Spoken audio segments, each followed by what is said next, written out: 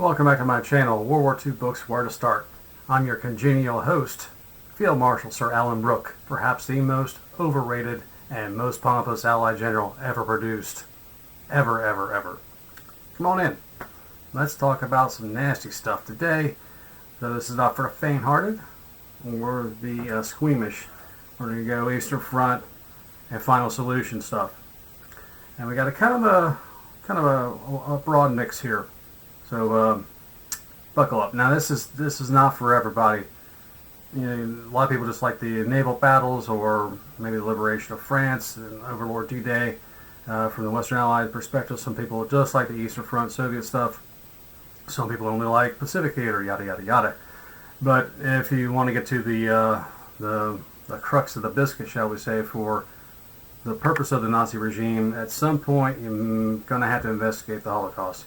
And I put it off until my early middle age. I'm in my 40s because I just wasn't ready for it. It takes a certain detachment and maturity and perspective, and having a good solid background in the other aspects of the war to really comprehend what was going on here. So it's not a beginner topic really, but there are some good intro books for it, if you will. So with that out of the way, let's go with Auschwitz, Hitler's War of Extermination East by Fritz. And we have a pretty dramatic front cover photo there. I like that. This was put out in 2011 to the tune of 488 pages. And this is going to take kind of a mixture approach here. It's all German perspective, so you don't get any Joseph Stalin here, or any Stavka responses or Soviet policy. This is all from the German POV. It's going to cover racial ideology, Third Reich invasion goals, economic goals, and the switch over to let's simply kill everybody we can. And this is a broad mixture. It's a tough attempt to synthesize all this stuff. And while the narrative is free-flowing and engaging, and he writes well enough to let you whip through the paragraphs pretty quickly. Once you're done with it, it's not quite a full meal. Despite its size, it has something of the flavor of a bag of potato chips. It's not deep enough in any one particular area to really make you think, man, this really hit home. He really got everything out of the way here. It's just not all there. Despite being all there, there's just something lacking, and I don't quite know what it is. Perhaps the lack of focus instead of beating one thing with a stick over and over. Too many fingers point different ways to, hey, look at this, hey, look at this, hey, look at that. So while it's free-flowing and easy to read, it's not quite what it is. It is kind of an update on Barbarossa by Alan Clark, which I covered in an earlier video. And I'll give you an example of what I hear what I mean by kind of light, fluffy. Our chapter titles here are not that inspiring or indicative of what you're getting into. So we have Dilemma, Decision, Onslaught, Whirlwind, Reckoning, All or Nothing, Total War, Scorched Earth, Disintegration, and Death Throes. Come on, man. That's the best you can do. That's like song titles from a Disturbed album. There's not a whole lot of description there to lead you on and make you go, ooh, that's intriguing, can't wait till I get there. So overall, I think it's kind of a 3-star experience. It might be worthwhile if you want a combination general history with racial policy and extermination stuff. But I don't think it's going to be ultimately satisfying. It might be a lure to get you into it, but after some perspective, I don't think it's going to be that outstanding for you. I've kept it around, but I probably will dump it later on. But anyway, that's Auschwitz by one Fritz. And then next we're going to go to Auschwitz by Laurence Rees, British historian who's kind of made his living in and around the Holocaust and Eastern Front stuff. And this, you see this somber cover in a bookstore, this is either up your alley or it's not. Despite that little silly one-word blurb there, that blurb is not going to sell a book. This is either going to induce you to say, yeah, I want to know, or make you run away screaming into the night. No, I don't. So Laurence Rees has done combinations of books with documentary series for BBC and they're pretty good. Um, Auschwitz is a standalone book, but you could combine it with the Nazis: A Warning from History documentary, and be all right with it because some of the stuff comes up again. So this was put out in '05 and 299 pages. And it's just that. It's just a history of Auschwitz. It's not the totality of the Holocaust. But of course, he's going to have to bring in policy and decision making to give you background on how you got there and what Auschwitz is. And while it's it's kind of like the only known camp that any group of public people, any group of people you interview on the street might know today. The Holocaust, despite valiant efforts to keep the education going generation to generation, I feel it's kind of like fading out in general knowledge. To the point where you can dumb it down to the point where Nazis are bad, Hitler bad, Auschwitz bad, and then we moved on. If you interviewed 1,000 people on the street and asked them to come up with key terms or hot phrases for what their knowledge of World War II was, you might get a few respondents say Auschwitz. They might be able to pop that name out of their dim memories of a high school class. And this is going to be a sliding scale, older generation to newer generation. It's going to get worse as you go forward into the younger generation, the millennials and whatnot.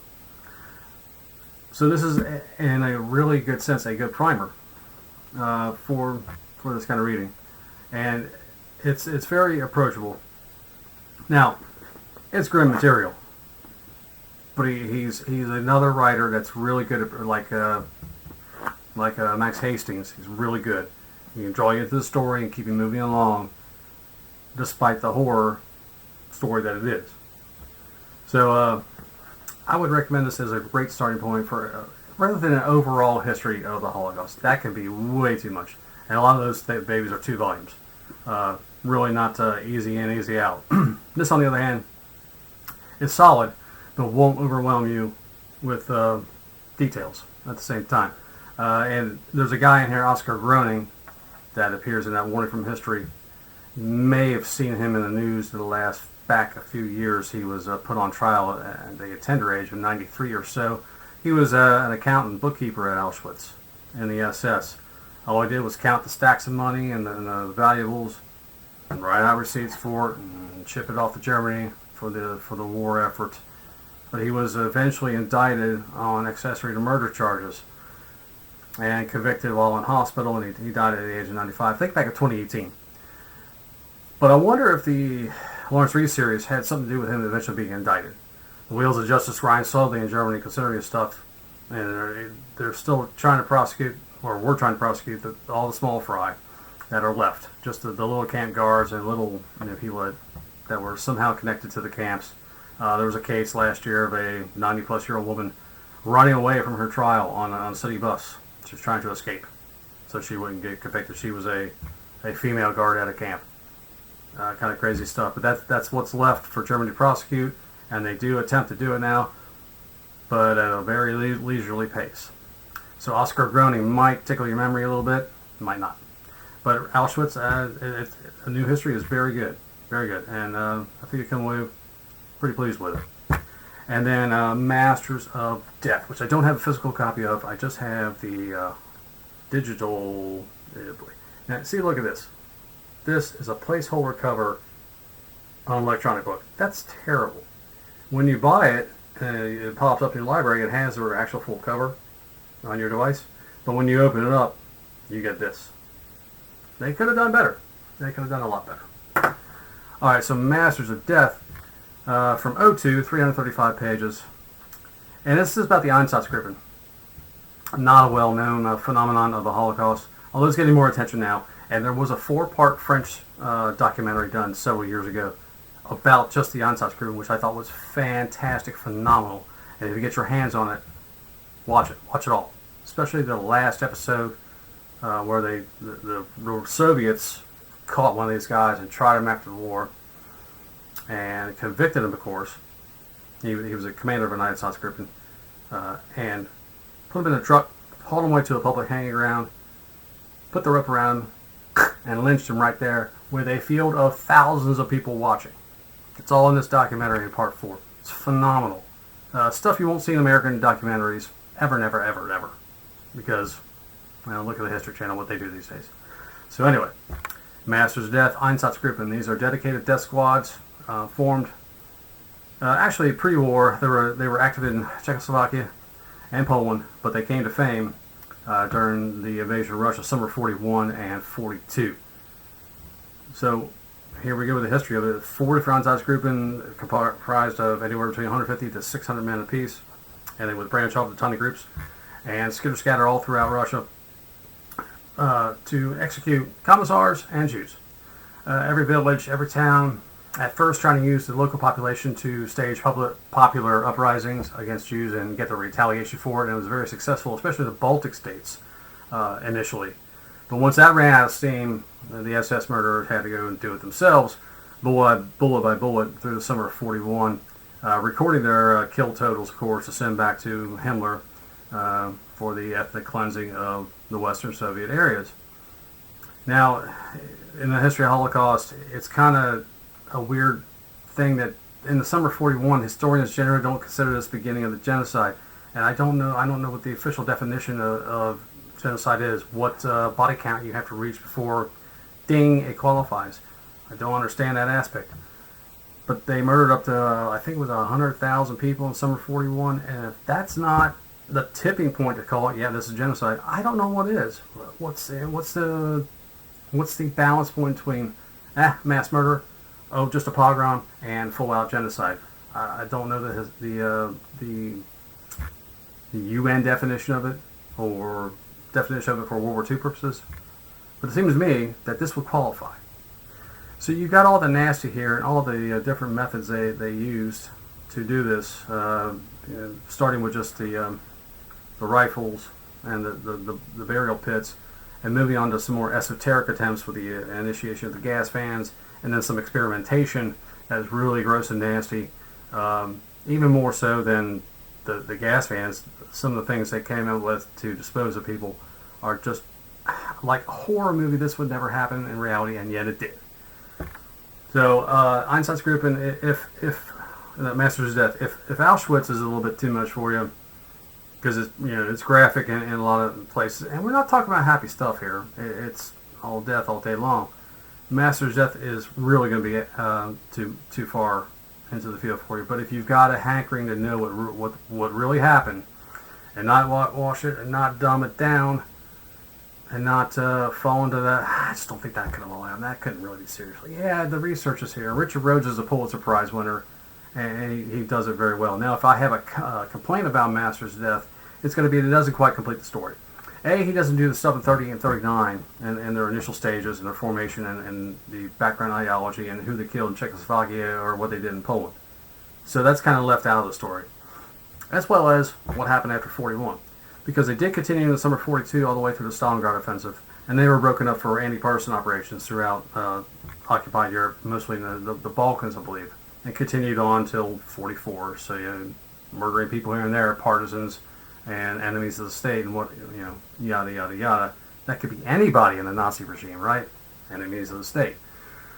So in that sense, it's not a complete story. And I don't know what the contract thing, or ran out of time to research, or ran out of desire to keep going after this stuff, or couldn't access materials to complete the story.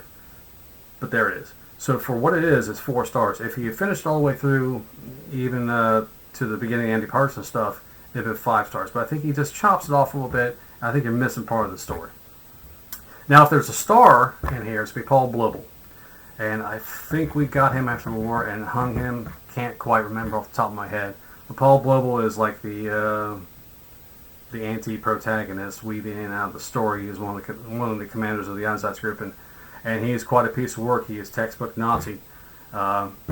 If you saw him in a movie, he would be the typical goon villain, and lives up to the hype and the hyperbole and the stereotypes of what you think an SS Nazi goon is. Yeah, that was Paul Blobel through and through. So look for him if you investigate this. So that's our intro to ethnic cleansing / genocide / Holocaust on the Eastern Front. And the centrality of Poland in this business cannot be exaggerated, although I didn't really cover that idea. The geography played as much a part in where the killing took place and the reasons why Poland was the central killing ground. Can't really quite get into that because that involves a wider, broader aspect of the Holocaust. So, for today, we went through Auschwitz, Hitler's War of Extermination in the East by Stephen Fritz. Decent, kind of a conglomeration, amalgamation. Good, but. And then Auschwitz, New History by Mr. Laurence Rees. Very, very good, very solid, highly recommended. And finally, Masters of Death about the Einsatzgruppe. And again, not a happy meal for McDonald's. Serious stuff. So I hope you found something here to, if you have that particular desire to learn the deep end of the pool, shall we say, the nastiest of the nasty bits of the war. There it is. That's my take on how to get into the topic. And come on back another time, and we'll do it again. I am Sir Field Marshal Alan Brooke. I'm going to go out back to my estate here and shoot a couple thousand partridges, because that's what I do, you know. I like shooting birds. Until next time, happy reading.